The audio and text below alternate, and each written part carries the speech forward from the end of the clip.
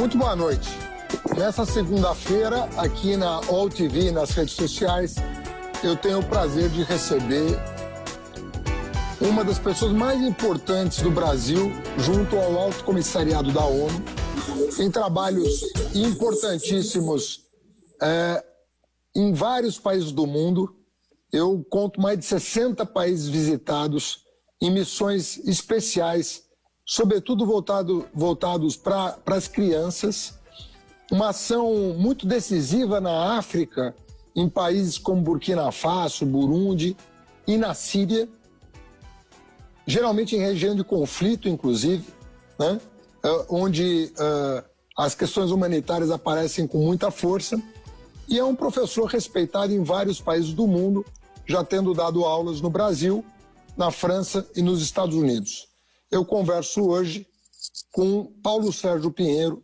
Muito boa noite, Paulo. Boa noite, Adar. Prazer muito grande estar aqui com você.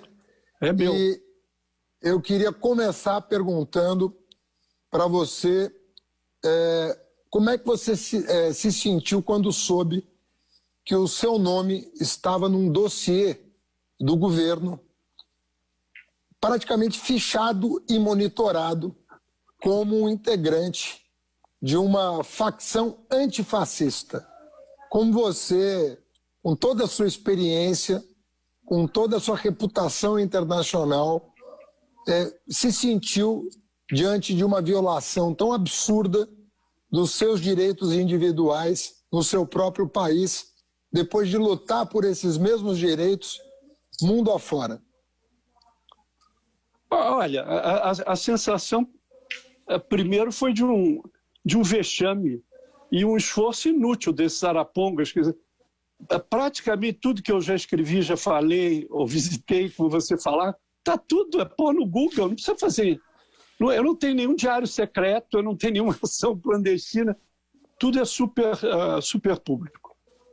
Então, quer dizer, os verdadeiros, além do Luiz Eduardo e do outro meu colega antigo delegado da Anistia Internacional, o verdadeiro alvo dessa investigação ilegal foram os policiais antifascistas, que eu conhecia só do selo, eu nunca tinha falado com nenhum deles, eu sempre admirei, fantástico estarem fazendo.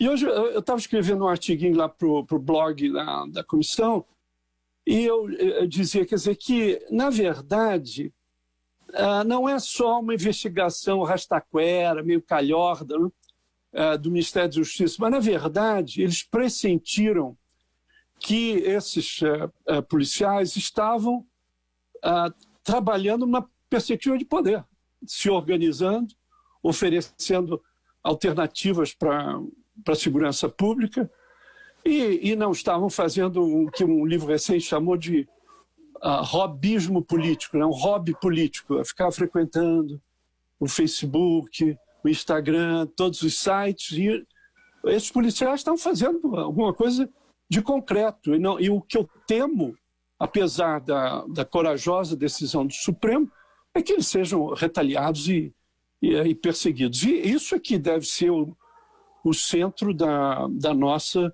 preocupação. Claro, tanto a comissão em relação ao dossiê, ao chamado dossiê, como o meu caso concreto, pessoal, tem os advogados tratando em relação a isso. Habeas data, depois indenização por danos morais, tudo que for possível, eu vou fazer para amolar essa iniciativa absolutamente ridícula. Para mim. Não, é ridícula para todo, uma vergonha para todos nós. Aliás, não é a primeira, não será a última desse governo, inclusive com repercussão, infelizmente, repercussão internacional, né? Essas coisas têm ganhado, né, a mídia internacional para nosso desalento e nossa vergonha, né? Só contar uma história, uma reação que foi a do Gabeira, que eu vi no... O Gabeira é meu velho companheiro da Comissão Teotônio Vilela, fundado pelo Severo em 83, durou uns 30 anos. E o Gabeira, lá em pauta, ele diz assim, ministro, mas não é um constrangimento colocar o nome do Paulo nesse dossiê. O ministro nem me conhecia. Se ele tiver algum problema, diz ele para me telefonar. Isso é realmente ridículo. Mas o melhor foi quando o Gabeira disse assim: ministro, eu queria assegurar ao senhor que o Paulo não representa nenhum problema para a segurança nacional. Não tem. Eu ponho a mão no fogo por ele. Ele não tem nenhum perigo. Caso, uma galhofa total. Paulo, eu queria que você tem uma experiência vastíssima. Nós conversávamos há pouco e você me relatava que já superou o número de 60 países visitados em missão, né? Não a turismo, em missão específica. E são missões geralmente muito delicadas, né? Porque envolve governos, envolve violação de direitos humanos, envolve risco iminente a minorias ou a população vulnerável, sejam crianças, sejam grupos étnicos. Enfim, você está sempre envolvido com questões muito delicadas e que exigem uma habilidade diplomática, uma habilidade de negociação muito grande e geralmente em nome de um organismo internacional. O Brasil, como você vê a imagem do Brasil? A gente via o Brasil galgando degraus aí no cenário internacional em várias áreas.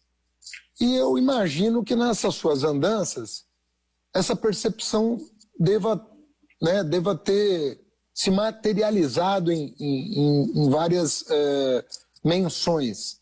Eu queria que você fizesse É o mundo inteiro que vai mal?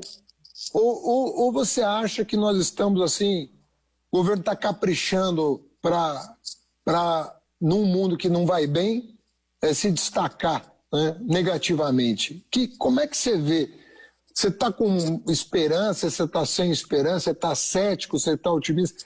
Porque eu queria uma visão de alguém que realmente tem condições de fazer uma comparação internacional sobre a situação do Brasil hoje.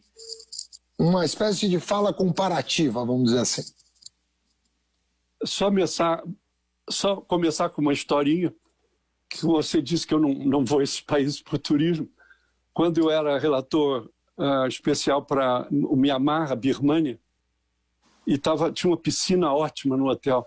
Eu só tomava banho de piscina à noite, para eu não ser fotografado fazendo alguma coisa de turista. É isso que se faz. Você não pode, geralmente não faço turismo. Até esse cuidado tem que se tomar, né? É um país maravilhoso, como é a Birmânia. Eu só fiz turismo quando eu tinha que viajar, mas era tudo, não era tudo a trabalho. Não, o que eu queria dizer, quer dizer, só um retrospecto muito rápido, é dizer que quando nós saímos da ditadura e fomos para o governo civil, não ainda o governo constitucional, o Brasil começou a montar uma política de Estado de Direitos Humanos. Toda vez que eu encontro o presidente Sarney, eu digo para ele, eu não me esqueço, o senhor foi um dos primeiros a assinar a Convenção da Tortura, em 85. O Brasil foi o quinto ou sexto. Quando ele foi à ONU, ele assinou. Ele me disse também o Pacto Internacional de Direitos Civis e Políticos. Tudo que os milicos não assinaram, o Brasil hoje ratificou, até o governo da presidenta Dilma, ratificou praticamente todos os direitos, todos os tratados, as convenções de direitos humanos, desde a Convenção da Tortura até sobre migrantes, sobre desaparecimentos, etc. E todos os governos, eu também digo, sem exceção de nenhum, cada um à sua maneira contribuiu. E foi um pouco símbolo disso, todos aqueles presidentes reunidos no lançamento da Comissão da Verdade. Ali da Verdade, quer dizer, de Collor até Lula, e a presidenta Dilma, naturalmente, eles eram uma demonstração de uma política de direitos humanos de Estado que só se consolidou.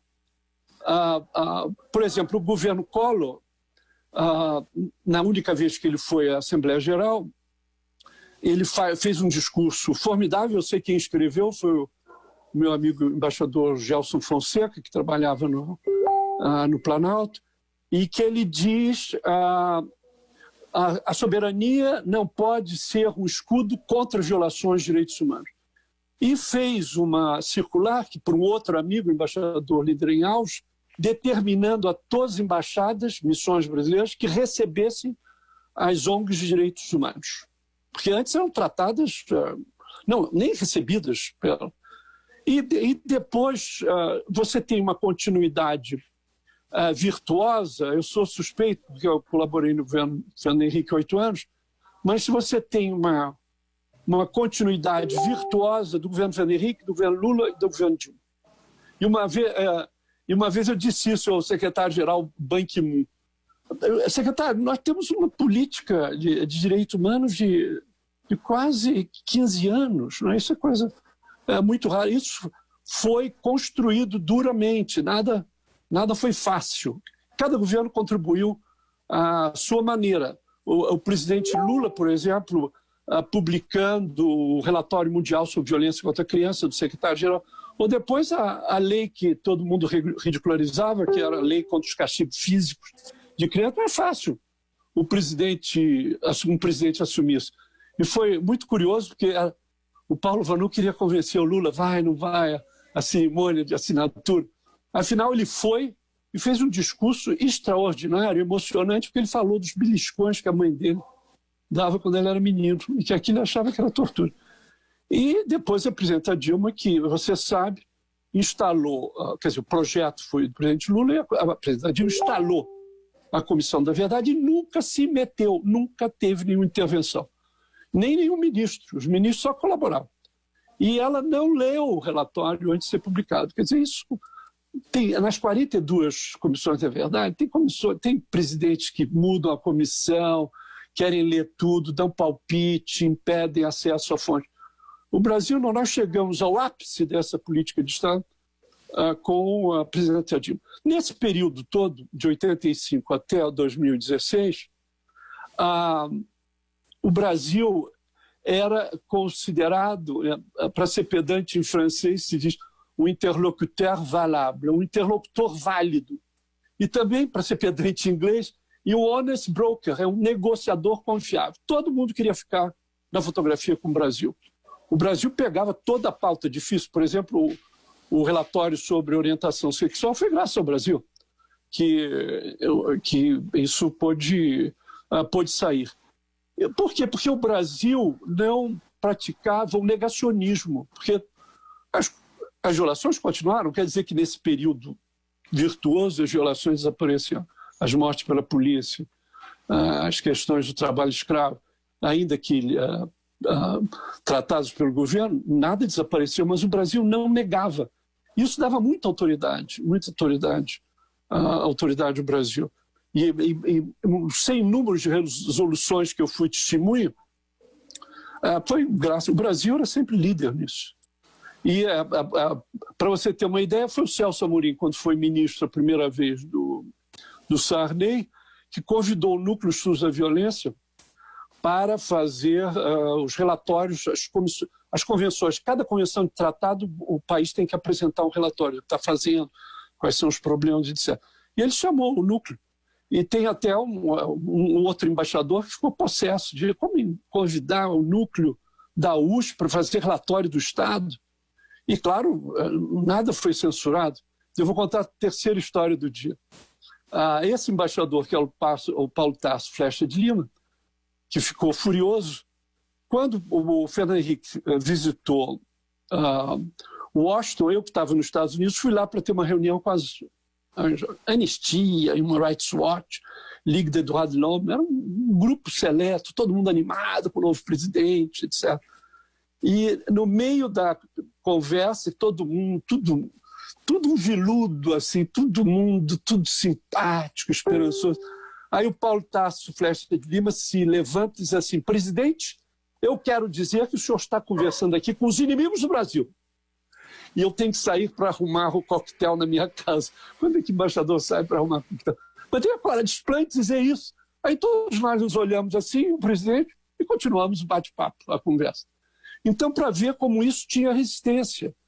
Agora, isso tudo veio abaixo com o golpe parlamentar da deposição da presidenta Dilma e a posse Que hoje completa exatos 4 anos, né? Então é uma boa data, nós estamos celebrando isso, que o vice-presidente golpista assume o poder, e a primeira canetada dele, qual foi? É muito simbólico, foi eliminar o Ministério dos Direitos Humanos, que começou como Secretaria Nacional, depois no meu tempo foi Secretaria de Estado, depois no tempo do presidente Lula foi ministério. E ele acabou, liquidou. Depois de muito protesto, criou uma secretaria de terceiro escalão para tratar dos direitos humanos. E hoje essa política de extrema-direita na área dos direitos humanos. Então, quer dizer, eu nunca fico frustrado nem deprimido. Eu acho que só os sobreviventes e as vítimas podem ficar frustrados, mas nós não. A gente tem que ter esperança. E agora, eu digo que entre os países em retrocesso, que eu não posso falar muito de outros países, mas todos os países que você imagine que façam companhia ao Brasil, e muitos vieram à posse do governo de extrema-direita, eles sofrem a mesma questão de retrocesso nos direitos humanos. É triste ver o Brasil, porque isso foi uma construção pluripartidária. Justamente, uma outra historinha que eu vou te contar, o Vanuc, que publicou, quando ele era ministro, o terceiro Programa Nacional de Direitos Humanos, ele publicou no livro os 2 prefácios do Fernando Henrique para o primeiro e para o segundo. Não havia prova mais cabal. Imagine um presidente da República publicar alguma coisa do antecessor, mas isso era indicação que nós vivíamos essa continuidade. Um dos grandes colaboradores do governo Fernando Henrique no que se chamava Conselho Nacional de Defesa da Pessoa Humana, CDDPH, foi o Nilmário Miranda, que tinha assento nesse conselho que nós revitalizamos. Ele foi um interlocutor especial de tudo que a gente tramava junto a governadores, atentados, etc. Então, isso é outro exemplo vivo. E isso tudo foi por água abaixo. Né? Isso tudo, e vai ser duro reconstruir isso. Agora, Paulo Sérgio, a ONU ela virou uma espécie de alvo da extrema-direita também. Quer dizer, a extrema-direita é assim, é o PT, a Rede Globo e a ONU. Eles conseguem colocar tudo no mesmo balaio e atacar. E chegam ao desplante, como está acontecendo agora nos Estados Unidos, essa situação indecorosa, né, de violação de direitos do povo negro, são cenas gravadas, né, uma coisa em que o presidente lá sai em defesa de um supremacista que meteu 2 balas e matou 2 pessoas, e o filho do presidente aqui faz coro com o presidente lá, dizendo que é isso mesmo. É uma situação que assim, eu não pensei que eu fosse viver, porque a gente lutou aqui pela democracia, a gente, como você, né, relembrou, eu não pensei que fosse viver em tão curto espaço de tempo uma experiência tão radical como a gente está vivendo hoje. A ONU, ela se sente ameaçada enquanto organismo, eu estou falando da cúpula da ONU com quem você convive. Ela se sente ameaçada, ela está em risco. Essa agenda de extrema-direita põe conquistas civilizatórias em questão de maneira mais duradoura. Como é que está essa percepção dos organismos multilaterais? Né? Todos eles estão sofrendo um enfraquecimento enorme, né? Como há muito tempo não se vê. Quer dizer, da parte do Brasil... OMC, só para citar um exemplo, hoje a OMC sofreu uma debacle, né? E assim vai, né? A OMS foi acusada, a OMC, a ONU como sistema, né? Ninguém paga, né, as suas obrigações, os Estados-membros não contribuem com aquilo que devem, né, para manter o sistema funcionando adequadamente. E essa agenda ambiental de valorização do ser humano, valorização das minorias, de defesa dos países mais frágeis, ela parece que está se perdendo ao longo dos últimos anos. Você aponta bem, um dos mitos da extrema-direita é que a ONU é um organismo intervencionista, não é, com suas próprias agendas. O Kofi Annan dizia que a ONU é um conjunto de países, não existe uma ONU que está em uma outra galáxia dirigindo a Terra. Quer dizer, eu diferenciaria a questão dos organismos propriamente políticos, que são a Assembleia Geral, o Secretário-Geral e o Conselho de Segurança. Eles são mais diretamente afetados, por exemplo, como um país que você mencionou, que defende uma agenda totalmente contrária, por exemplo, à questão da luta contra o racismo. E evidentemente, várias... Quer dizer, isso se traduz, por exemplo, pelo corte enorme de recursos para o orçamento regular da ONU. Isso foi um baque extraordinário. A principal antiga ex-potência que predominava sobre tudo, cortou dramaticamente, cortou para a gestão dos organismos políticos, mas também teve políticas de contestação em cada uma dessas agências que você mencionou. Quer dizer, o Brasil quase chega ao absurdo de denunciar a cooperação com a OMS. Felizmente, esse vexame não foi completo, mas nós perdemos um tempo extraordinário brigando com a OMS. Não é?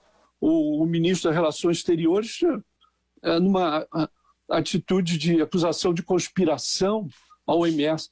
A alta comissária de Direitos Humanos, eu nem preciso lembrar as ofensas que o chefe de governo fez ao pai da alta comissária, simplesmente porque ela fez algo que é do mandato dela, de justamente fazer comentários, avaliar as situações dos países. Não tinha graça nenhuma ela aceitar esse cargo. E depois também o Brasil hoje está aliado nos fora da Organização das Nações Unidas, em tudo que diz respeito, por exemplo, às políticas de gênero, a questão dos direitos da família, a questão dos direitos da criança, é tudo uma contestação permanente. Então, tudo aquilo que eu falei em termos do papel que a política Estado de Direitos Humanos tinha, hoje tudo isso foi por água abaixo, é retrocesso completo. E o problema é que não é só o Brasil faz parte de um bloco que assume essas posições, que derruba resoluções, e a perplexidade dos nossos antigos aliados na Europa, por exemplo, é total. Ficam pedindo para me explicar. O que eu vou explicar? Agora já estão mais habituados, já entendem. No início foi um choque muito grave, justamente porque nos organismos da ONU havia uma continuidade. Para eu citar, por exemplo, o papel enorme do Brasil, quando houve a Conferência Mundial de Direitos Humanos em 93, que foi decisiva, ela que sugeriu os programas Nacional de Direitos Humanos, o presidente da comissão de redação era o embaixador brasileiro, o embaixador Gilberto Saboia. Graças a ele, o mundo tem um programa de ação, uma declaração que, não a menor das coisas, declara que a democracia é considerada um sistema essencial para a proteção dos direitos humanos. Isso é uma contribuição que o Brasil teve ligado diretamente. Tudo isso está abandonado. Os embaixadores brasileiros se integram nessa linha, às vezes eu acho que até exageram em termos da sua ligação com o governo de extrema-direita, e realmente nós estamos voltando atrás e perdendo o que se chama de soft power. O Brasil nunca vai ser uma potência nuclear, felizmente. Mas tinha esse poder da capacidade de negociação, da pauta mais avançada de direitos humanos, do engajamento total. Não era um poder dissuasório, mas era um poder persuasório, né? Persuasório, quer dizer, pela própria prática, né? Quer dizer, o Brasil era capaz de falar com todos os países justamente por causa dessa política externa independente. Essa política externa independente que vem de antes do golpe militar e, de uma certa maneira, não gosto de falar bem da ditadura, mas que foi, no governo Geisel, pelo embaixador Silveira, resgatada. O Brasil, na ditadura do presidente Geisel, foi o primeiro país a reconhecer Angola antes da União Soviética, da então União Soviética. Quer dizer, a política externa independente, em todo o período dos anos 60, na época do presidente João Goulart, por exemplo, e depois retomada na transição, e ganhou maior expressão depois de 85, até a presidenta de hoje. O Brasil é caudatário de agendas que nunca poderiam estar em vigência se não fosse o governo de extrema-direita. Paulo, você acompanhou muito de perto o trabalho da Comissão da Verdade e quando a gente lê os jornais, sobretudo manifestações às vezes, como se diz, né, em off, né, quando não aparece o autor da frase, uma espécie de ressentimento da parte de alguns militares com a Comissão da Verdade. Na comparação com o que foi feito em outros países durante o regime militar, né, que Argentina, Uruguai, Chile, vários países do Cone Sul aqui viveram experiências traumáticas com golpes militares, inclusive apoiados, hoje se sabe com mais clareza, pelos americanos que respaldavam esses movimentos. Você acha que... Qual que é a tua avaliação do trabalho da Comissão da Verdade? Ela foi longe demais? Ela ficou aquém do que ela deveria ter ido? Há razões para questionamento por parte dos militares? Eles podem ter se sentido desrespeitados por alguma decisão que a comissão tenha tomado? Qual que é a tua avaliação sobre esse trabalho? Olha, na comparação do trabalho da comissão em si, o que esteve na origem desse mal-estar que você referiu é que alguns militares queriam que ele estivesse na comissão. Mas não é assim. E as vítimas também, vários representantes, aqueles que lutaram verdadeiramente pela Comissão da Verdade, 40 anos, as famílias, alguns gostariam de estar na Comissão da Verdade, mas não é assim que funciona. Nenhuma das grandes comissões da verdade, para falar só dos vizinhos, a Argentina, o Peru, o Uruguai, o Paraguai, não teve isso. Não dá para você pôr o representante dos algozes, né, dos torturadores, dos que perpetraram desaparecimentos, assassinatos, execuções, e as vítimas. Não há assim. Isso das 42 comissões, hoje são 46, nenhuma aconteceu isso. Então, aquele negócio, os dois lados que não está presente. Mas que dois lados? Né? O lado que no final do regime militar ainda havia prisioneiros políticos cumprindo pena de 10 anos. Quer dizer, esse lado é que foi realmente visado pela ditadura. E essas vítimas aqui que eram o alvo principal da comissão. Eu acho que, quer dizer, eu sou meio suspeito, porque eu fiz parte da Comissão da Verdade, assim como vários velhos amigos meus. Você foi convidado para dar entrevista na condição de suspeito, inclusive. De suspeito. Pois é. Eu acho que, enquanto a comissão, o relatório fica de pé. O relatório, eu acho que houve uma cooperação enorme de todos os ministérios. O seu, né, da Educação, a Relações Exteriores, a Petrobras. Os ministros só colaboraram. Ninguém deu palpite ou interferência, só a favor. Então, eu acho isso quase único, se eu comparo a maior parte das comissões da verdade. Um equívoco que nós fizemos foi criar a história do coordenador rotativo. Isso não ajudou muito.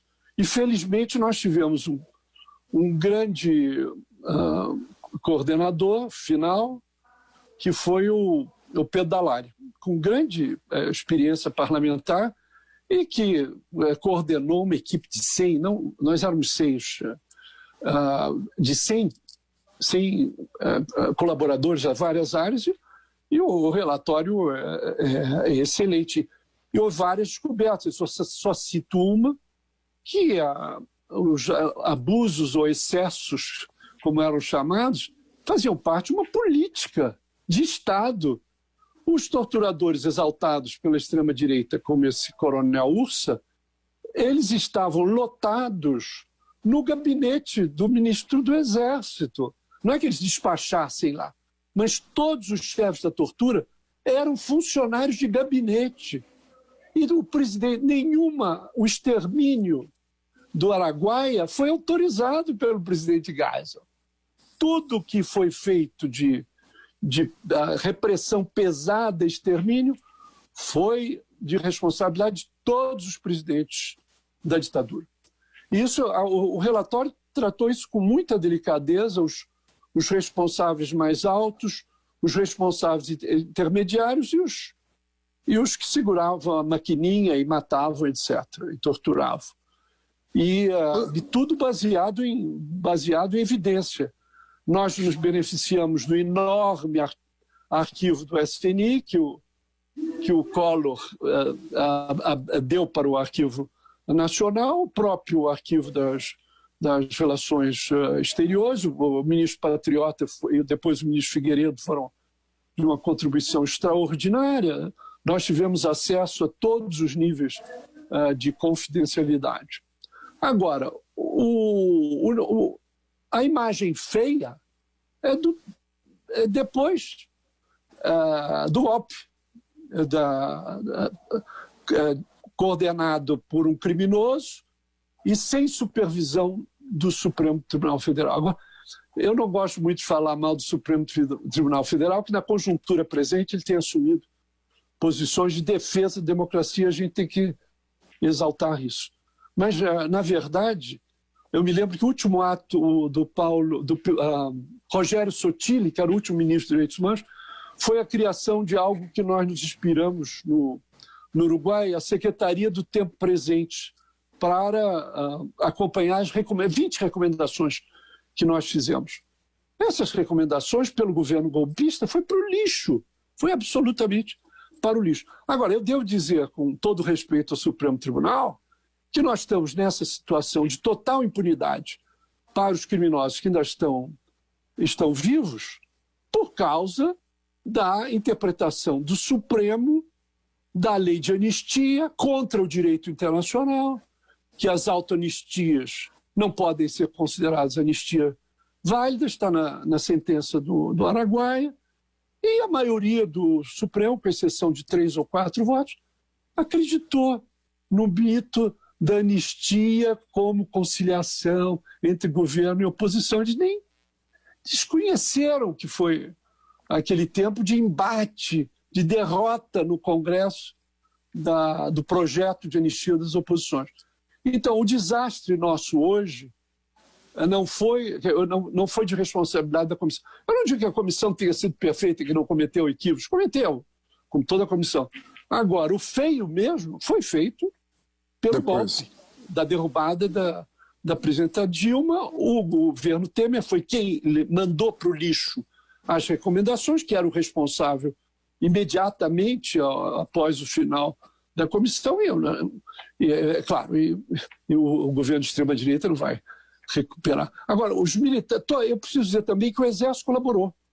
nós tivemos acesso a muitos documentos, com o Exército mesmo, não estou dizendo as Forças Armadas, o Exército e o ministro Celso Amorim e os comandantes. Por exemplo, a comissão fez algo que nunca foi feito, que os familiares nunca conseguiram. Nós visitamos 8 bases e quartéis militares que foram sede de tortura. Isso com o comandante da região ao nosso lado. Era uma coisa meio constrangedora vendo os oficiais que não tinham nada a ver com isso, arquitetos, os próprios familiares, contando onde tinha sido a câmara de tortura, etc. Isso foi feito com a cooperação do Exército. E a Marinha Aeronáutica também, né, cooperaram conosco. Eu participei de entrevistas normais com militares, não com os torturadores, que sempre foi uma coisa terrível, mas o fundamental é que é evidente que para esse governo de extrema-direita, cujo líder fez os 54 discursos contra a Comissão da Verdade, eu não vou usar os adjetivos que ele usava, que não é muito elegante, mas nós nunca damos trela para aquilo, né? E é evidente que há um horror. Um só general fez um processo contra a Comissão da Verdade, que foi o general Etigoin, porque outros membros da sua família estiveram envolvidos e foram denunciados na comissão. Mas fora disso, só xingamento. Não houve, infelizmente, nenhum processo. E é evidente que hoje está com a lixeira trancada, o cofre lixeira trancou as recomendações e não se fala disso, e alguns generais ficam ofendidos, porque com alguém lembrar o relatório. E o que é mais patético é que nenhum dos ministros militares, hoje dos 10 ministros militares, nenhum teve envolvido nisso. O único que participou, não da repressão propriamente dita, mas de um golpe mal dado, foi o general Heleno Fragoso, que era um jovem assessor de gabinete do golpista ministro Silvio Frota. Esse é o único que podia ter uma ligação com o passado. O resto, ninguém tem. Do general Mourão até os 10 ministros, ninguém está no relatório da Comissão da Verdade, simplesmente porque não participaram. Então me dá uma certa tristeza da extrema-direita assumir isso e colocar no débito da Comissão da Verdade. Não é assim. E o pior é assumir o que foi feito, né? Quer dizer, eles não precisariam fazer isso. Né? Isso foi terrível do Brasil. Justamente, em nome da memória de um torturador? Você faz isso em nome da memória de um cara que torturou uma mulher, torturou uma criança? Hoje os militares da ativa, eu posso dizer, todos os militares da ativa, nenhum tem sangue nas mãos. Nenhum. Não tem nenhum. Então, por que assumir? Ao contrário do que fez o Uruguai, do que fez a Argentina, do que fez até o Chile, né? Em termos de reconhecer. O ministro Celso Amorim, a honra seja feita, no final do governo, ele fez, em nome das 3 armas, o reconhecimento do trabalho da Comissão da Verdade, que ele conseguiu convencer os seus comandantes a se unirem nisso. Então, isso podia ser um passo no futuro, quando a etapa atual estiver passada, para se retomar. Paulo, tem um caso específico que me toca muito profundamente, porque, para mim, ele tem um significado, pela função que eu exerci durante 7 anos, ele tem um significado que transcende a minha própria, até minha visão partidária. A questão humanitária de altíssima relevância, que é o caso do Anísio Teixeira.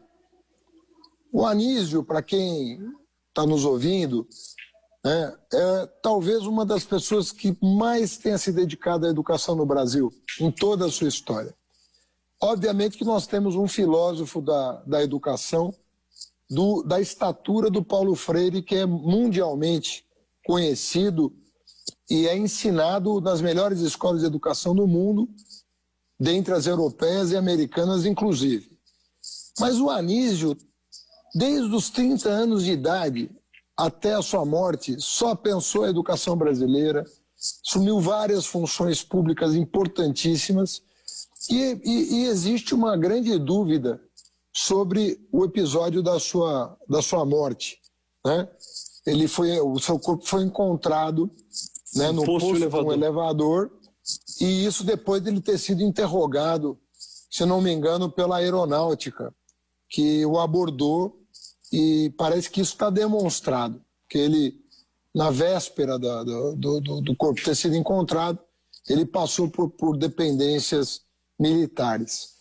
Existe até um livro sobre o assunto, dando como quase certo o assassinato do Anísio Teixeira. Você tem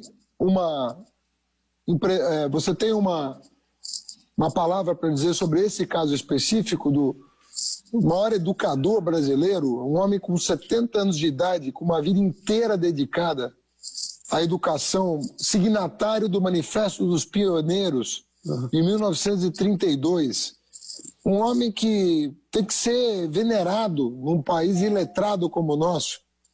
Você tem uma notícia sobre isso? Não, é claro, quer dizer, essa morte dele queda no posto elevador, isso é a história da carochinha, ninguém acreditou. A comissão não chegou a evidências profundas a esse respeito, mas o caso do envolvimento da ditadura na execução do Anísio Teixeira é absolutamente clara. E mostra realmente que essa ditadura não tinha respeito nenhum. Hoje, da mesma maneira, a campanha que esse governo de extrema-direita faz com Paulo Freire vai muito na esteira desse valor para que o Anísio Teixeira fosse abatido, que a ditadura conferia a ele próprio. O perigo que era o Anísio Teixeira, o perigo que é o Paulo Freire hoje, é realmente nessa visão obscurantista, negacionista, né, do valor da educação como liberdade. Não, para a comissão isso era absolutamente claro. Nesse exato momento, não sei exatamente o que nós temos, mas eu me lembro de nós.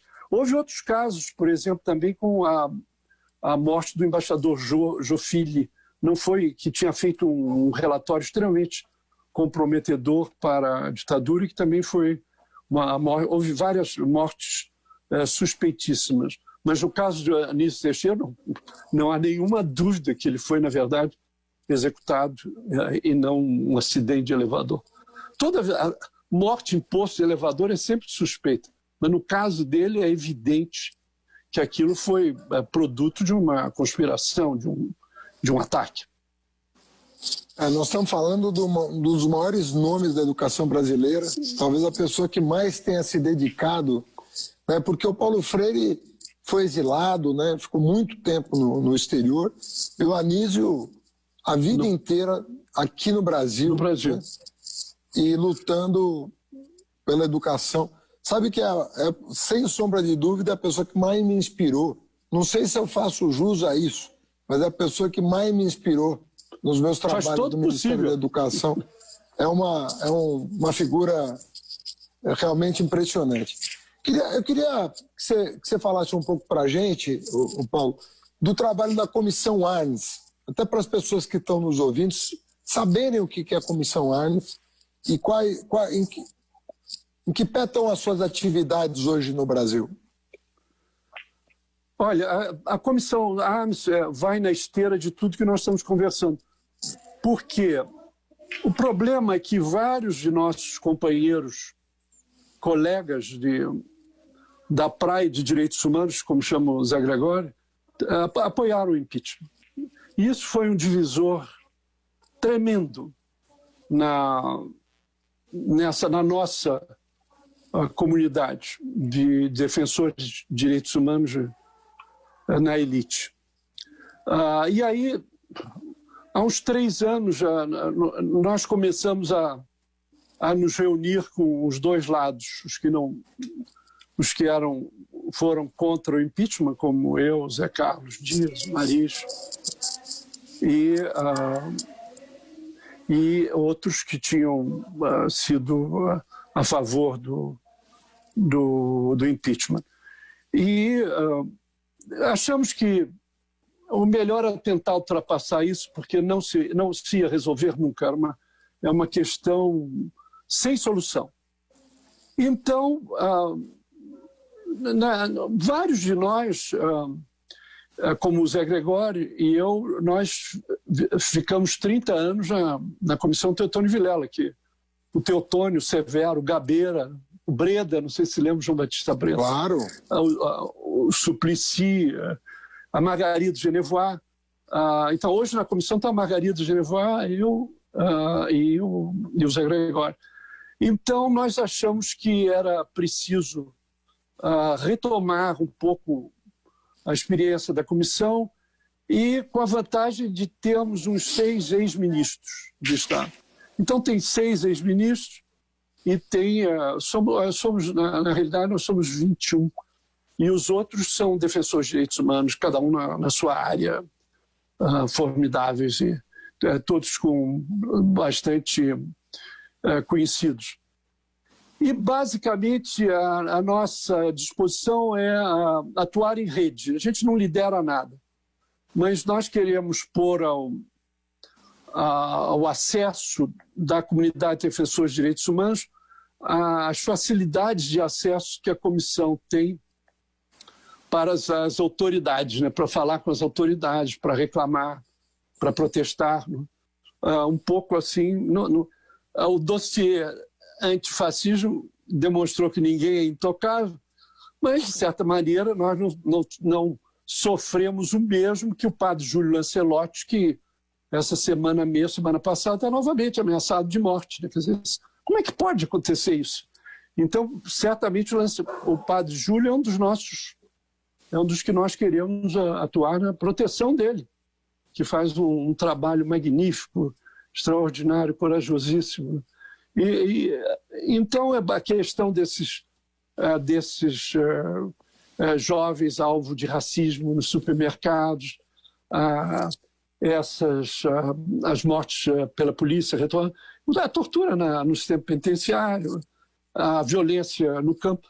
A nossa ênfase é basicamente direitos civis e políticos. Mas, por exemplo, na questão dos povos indígenas, e há uma militante extraordinária que trabalhou muitos anos com o Severo, que é a Manuela Carneiro da Cunha.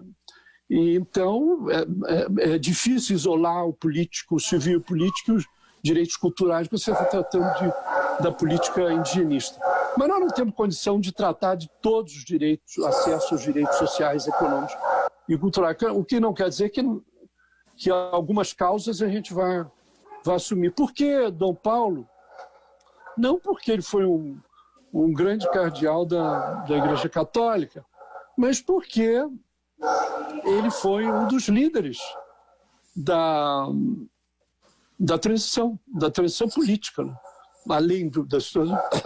E trabalhou pelos refugiados, né? O Clamor é um trabalho maravilhoso. E depois a questão da Comissão Justiça e Paz, que foi ele que criou, né? Quer dizer, muita da inserção dele do catolicismo foi para causas civis, com a tortura, os desaparecimentos e a questão dos refugiados.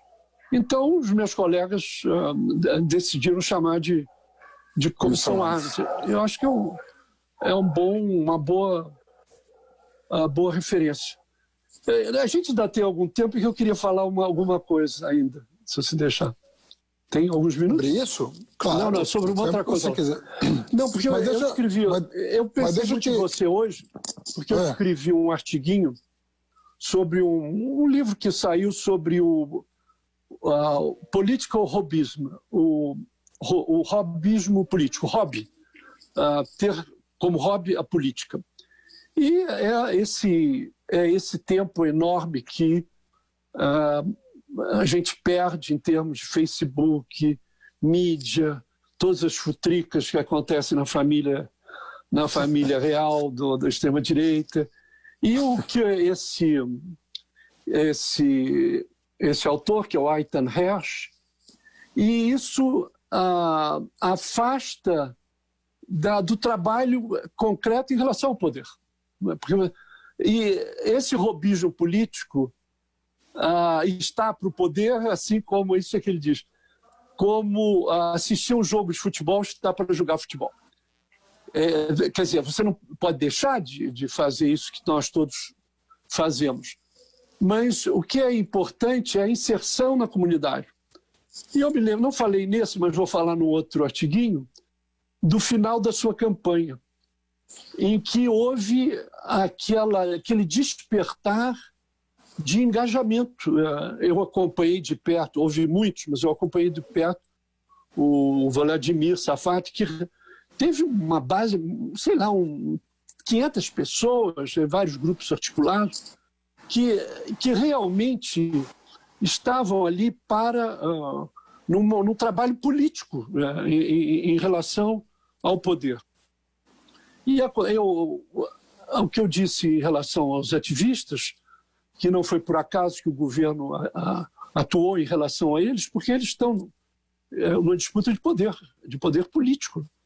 E aí eu acho que para se enfrentar essa extrema-direita, o hobby política, de fazer política assim, não dá. O que deve se retomar é justamente aquilo que a sua campanha presidencial, no final, tanta gente conseguiu fazer. Que aí justamente é não demonizar como fascistas os apoiadores do líder do governo, mas nos aproximarmos das reivindicações concretas e falar da vida concreta deles. Então, já que você me convidou para falar, eu queria aproveitar para dizer que aquele momento tem que ser retomado, né? Mesmo longe da eleição, ou sem eleição. Quer dizer, se esse ativismo mediático da mídia social não for estendido numa inserção completa nas comunidades, né, de falar com os que a gente não consegue falar, aí no finalzinho da sua campanha eu fiquei fascinado, porque no último mês, as pessoas saíram do seu torpor e eu vi várias pessoas que eu nem conheço, mas que estavam armando, levando em consideração a conquista do poder, e não só em vez da estratégia, nas qualificações do adversário e tal. Era isso aí que eu queria. A impressão que eu tenho é que a gente participou juntos, que eu lembro bem dos últimos dias. Você, o Zé Carlos Dias, vários companheiros, Maria Hermínia. Eu lembro muito daquele sentimento de agregar, né, de construir uma unidade maior, transcendente mesmo, para superar aquele momento muito difícil que o Brasil viveu.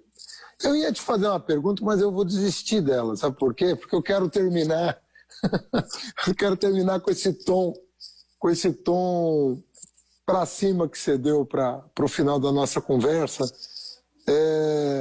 relembrando um momento muito auspicioso da história do Brasil e que nem sempre é valorizado, às vezes pela própria esquerda, que não percebeu a magia que aquilo conteve, no sentido de fazer com que pessoas que não estavam muito engajadas propriamente na política sentissem o drama que seria o que eventualmente aconteceu e tentaram até o último esforço, até a última gota de suor e de lágrima, lutar por um outro caminho.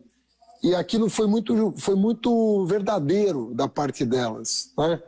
Tanto é que eu fiz grandes amigos naquelas últimas 2, 3 semanas da campanha presidencial. Amigos para sempre mesmo. Gente Haddad, que... Se isso foi crucial naquele momento, para irmos em direção a uma conquista de poder, isso tem que, contra a extrema-direita, é isso que vai esse engajamento real, não de posições grandiloquentes, mas cada um, né, dentro dos seus limites, tem de fazer isso e ultrapassar esse período de maravilhamento com o Facebook, o Instagram, e o Zap, e tudo isso, e ir para ação concreta. É isso aí. O que me chama muito a atenção naquele período é que o sentimento progressista ele foi muito além da institucionalidade progressista. Superou partido, foi muito além. E mostrou uma grandeza que, na minha opinião, é a grandeza desse país. Não é outra coisa a grandeza desse país. É aquele momento, numa extrapolação histórica que ainda nós vamos viver, se Deus quiser. Paulo, eu queria agradecer imensamente essa oportunidade que você me deu, dessa conversa. Nós teríamos muita coisa para discutir ainda. Nós vamos ter novas oportunidades. Toda segunda-feira eu convido uma pessoa ilustre para bater um papo aqui nas redes sociais. As pessoas apreciam muito essa conversa mais pausada, mais reflexiva, mais profunda. Acaba sendo uma hora é uma eternidade. Eu falo 3 minutos no conselho. Acaba sendo uma grande oportunidade para mim também, sabe? Foi ótimo. Me apropriar das coisas. Eu queria agradecer quem está nos assistindo ao vivo. Avisem os colegas aí da grande entrevista que o Paulo Sérgio nos deu e agradecer ao nosso excepcional convidado de hoje, Paulo Sérgio Pinheiro, essa grande figura pública que o Brasil dispõe e que está sempre colocado aí a serviço de causas as mais nobres possíveis. Paulo, muito obrigado, muito boa noite. Obrigado, Adarno. Obrigado pelo convite. Um abraço no meu companheiro de redação, o Nunes Brigoni. Tudo de bom, então. Um abraço grande.